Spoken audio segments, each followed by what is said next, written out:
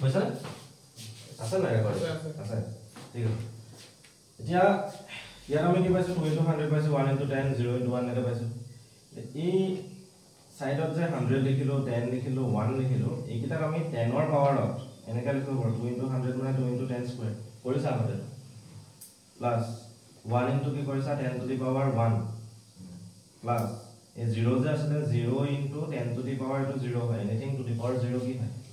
1 হয় গতিকে এটো 1 যে লিখিছো 1 to 10 to the power 0 বুলি লিখিব পাৰো এতিয়া আমি যে এক্সপান্ড কৰিলো বা বিস্তাৰ কৰোতে ইয়াত থকা প্ৰত্যেকটো অংকৰ লগতে 10 হে আহিছে ন আহিছে খালি 10 ৰ যেটো পাৱাৰ বা 10 ৰ যেটো পাৱাৰ এটো বেলেগ বেলেগ ইয়াত 2 পাইছো ইয়াত 1 পাইছো ইয়াত 0 পাইছো এটো কাৰণে এই যেটো পদ্ধতি আমি যেটো ইউজ কৰো আমাৰ যেটো ইন্ডিয়াত ইউজ কৰা হয় এটো ডেসিমেল সিস্টেম হয় ডেসিমেল সিস্টেম দশমিক পদ্ধতি আৰু দশমিক পদ্ধতি ব্যৱহাৰ কৰি আমি ইন্ডিয়াত আমি অকল দশমিক পদ্ধতি ব্যৱহাৰ কৰো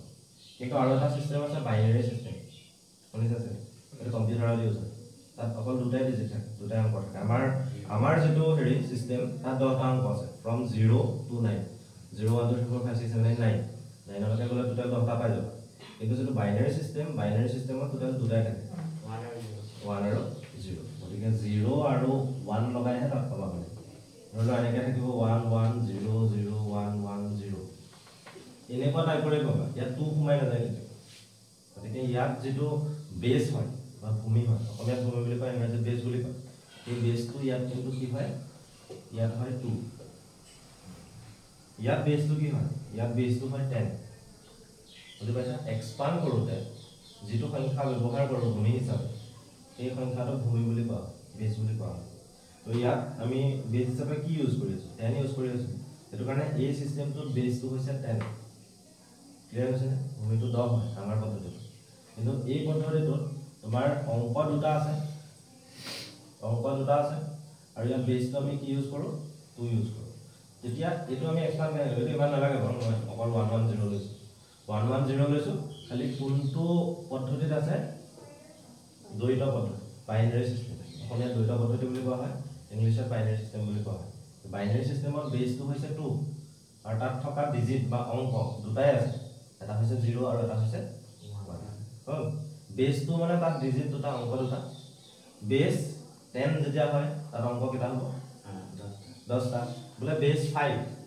এটা তাৰ অংক কেটা হ'ব 5টা বেস 6 অংক কেটা হ'ব 6টা বেস 5 ত থকা অংক কেটা বা ডিজিট কেটা কি হ'ব 0 1 2 3 4 হয় আৰু বেস 6 ত যদি হয় এটা 0 পাবা 1 পাবা 2 পাবা 3 পাবা 4 পাবা কি হলকে আহিব 5 মানে বেস যিমান হয় তাতকে অংকবোৰত লাস্ট মানে যেটো হাইয়েস্ট হ'ব এই হাইয়েস্টটো ইয়াতকৈ কি পাবা এক অংক হয় যদি বেস 8 হয় তেতিয়া নিশ্চয় 0 ৰ পৰা কি হলকে থাকিব 7 হলকে ক্লিয়াৰ হৈছে না কথা তেনেকুৱা ধৰণে আমি চাব লাগে এতিয়া মই যদি এটো এক্সপান্ড কৰিবলৈ যাওঁ 110 বেস 2 হয় বেস 2 হলে এক্সপান্ড কেনেকৈ কৰিম ধৰি লও 1 ইনটু এটো 1 লিখিছো দে প্ৰথম তাৰ পাছতে সেকেন্ড 1 টো লিখিছো সেকেন্ড 1 ইনটু আৰু থাৰ্ডত কি আছে 0 আছে 0 ইনটু এটো 2 আহিব বেস হয় না খালি প্ৰথমটো বেসৰ পাৱাৰটো কি আহে 0 আহে তো আমি ইয়াত 0 দিব লাগিব ইয়াত দিব লাগিব 1 ইয়াত দিব লাগিব 2 ক্লিয়াৰ হৈছে এক একটা কমে মানে ইয়াৰ পৰা বহাই গলে বেছ পালে 0 পৰা স্টাৰ্ট কৰিলে মানে কেনেকৈ হৈ যায় ওকে ৰাইটৰ পৰা স্টাৰ্ট কৰিব গলে এটা এটা বহি গৈ ক্লিয়াৰ হৈছে না কথাটো হৈছে এই গোটেই বস্তুবোৰ তোমাক এই চেপ্টাৰটো পাবা ফাৰ্স্ট চেপ্টাৰ সংখ্যা পদ্ধতি সেকেন্ড টো হৈছে সংহতি মই চেপ্টাৰটোতে এটা আইডিয়া দিছিলো দেই তাৰ পাছত তোমালোকৰ সংখ্যাঙ্কন পদ্ধতিৰ বাবে যেনে কেইটামান প্ৰশ্ন দুটা দুটা হৈ পঢ়াই দিব পাৰা আৰু অসমীয়া গ্ৰাফ এইটো অকণমান টান কোনকেইটা মই কৈ দিছোঁ এইবিলাক চেপ্টাৰ টান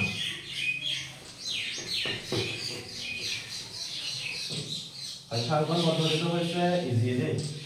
এইটো চেপ্টাৰ ইজি টান বুজিবলৈ একো নাই পূৰণ হৰণৰ কথা আছে সেইটো তোমালোকে এনে পাৰিবা তাতে খালি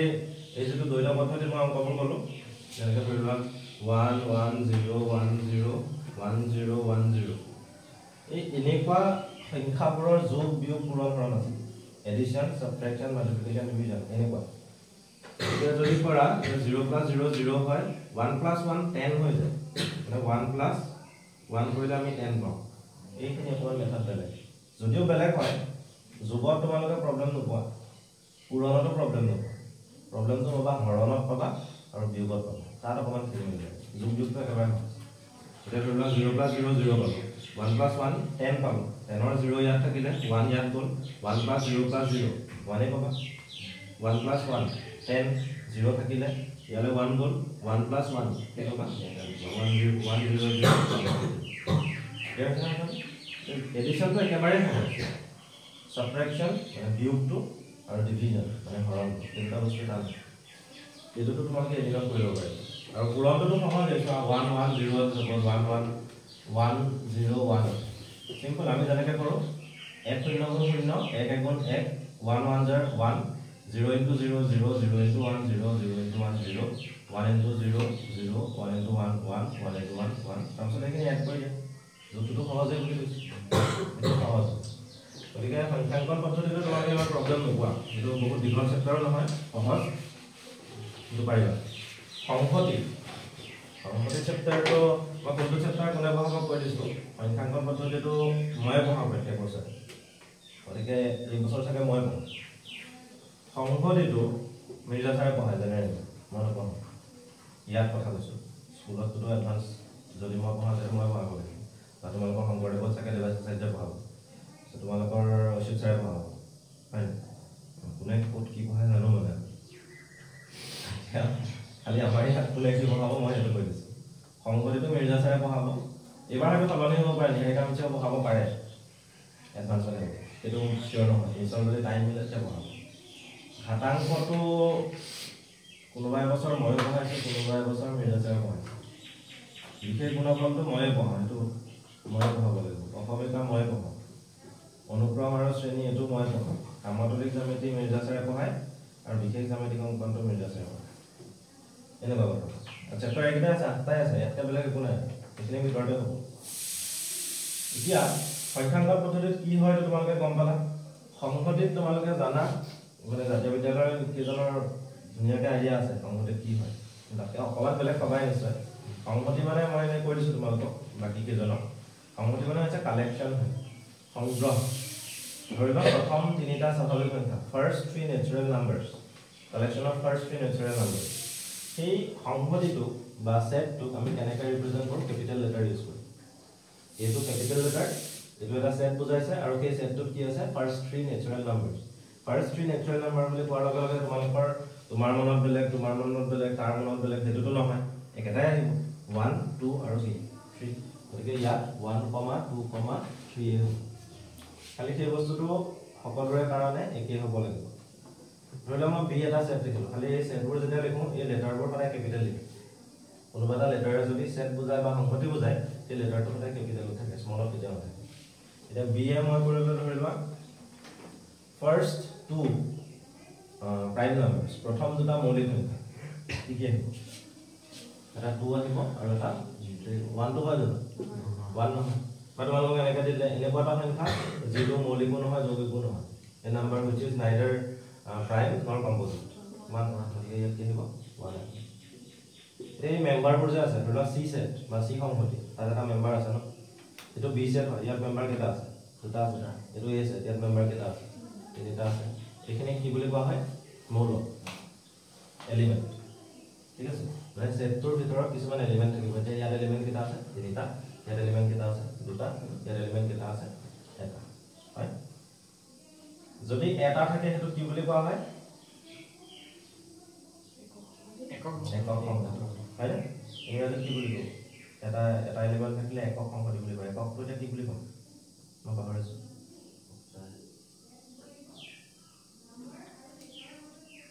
ইউনিটি তেনেকুৱা কিবা এটা হ'ব আৰু মোৰ মনত নাই অসমীয়াত কৈ থকা যে সেইটো পাহৰি থাকিব পাই যাবা তোমালোকে কথা নহয় যে ইয়াত ইনফাইনাইটো থাকে ফাইনাইট থাকে সেইটো কৈ দিছোঁ ইনফাইনাইট আৰু ফাইনাইট ধৰি লোৱা স্বাভাৱিক সংখ্যাবোৰৰ সংহতি বা set of natural numbers natural number বুলি কোৱাৰ লগে লগে তোমালোকে যেনিবা এনে লিখি ল'বা কেপিটেল এনটো নেচাৰেল নাম্বাৰেই বুজাই বাৰু মানে নেচাৰেল নাম্বাৰৰ এন আছে ন নেচাৰেল এনৰ পৰা ষ্টাৰ্ট হৈছে এই কেপিটেল এনটোৱে সেইটো কাৰণে নেচাৰেল নাম্বাৰৰ ছেট বুজায় তাৰ পাছতে তোমালোকৰ হোল নাম্বাৰ আছে পূৰ্ণ সংখ্যাৰ সেটটো w ৰে বুজোৱা হয় because whole w h o l e w পৰা ষ্টাৰ্ট হৈছে এইকেইটা ইউনিভাৰ্সালি ট্ৰু হয় মানে n বুলি কোৱাৰ লগে লগে তোমালোকৰ যিকোনো কোৱেশ্যনত যদি n দিয়া থাকে সেটৰ তেতিয়া বুজি পাবা যে সেই n টোৱে স্বাভাৱিক সংখ্যাখিনি বুজাই আছে নেচাৰেল নাম্বাৰ বুজাই আছে যদি w থাকে তেতিয়া বুজিবা যে এইখিনি হোল নাম্বাৰ বুজাই আছে বা পূৰ্ণ সংখ্যা বুজাই আছে এতিয়া n ৰ সেটটো প্ৰথমতে 1 আহিব তাৰ পিছত 2 আহিব তাৰ পিছত 3 আহিব এনেকৈ গৈ থাকিব w ৰ সেটটো কি হ'ব 0 পৰা ষ্টাৰ্ট হ'ব 0 1 2 3 ডট এতিয়া ইয়াত তোমালোকে মই যে ডট ডট ডট দিলো ডট ডট খিনি শেষ হৈ যোৱা নাই নহয় এনে ইনফাইনাইট লৈকে গৈ আছে ক'ত গৈছে আমি গম নাপাওঁ সেইটো কাৰণে সেইখিনি কোৱা হয় ইনফাইনাইট সেট অসীম সংহতি গতিকে এটো এটা অসীম সংহতি এটো এটা অসীম সংহতি মানে দুইটাই হৈছে ইনফাইনাইট সেট কিন্তু যদি এলিমেন্ট 4টা থাকে বা 5টা থাকে বা এটা থাকে বা দুটা থাকে যেনেকৈ এইবোৰ ফাইনাইট সেট কাৰণ ইয়াত এলিমেন্ট কেইটা আছে আমি গম পাওঁ ইয়াত 3টা আছে দুটা আছে ইয়াত এটা আছে তেনেকুৱা ধৰণে ক্লাসিফিকেশন বোৰ বুজিবা না তাৰপিছতে সংহতিত আৰু এটা বস্তু আছে বেয়া লাগিছে নে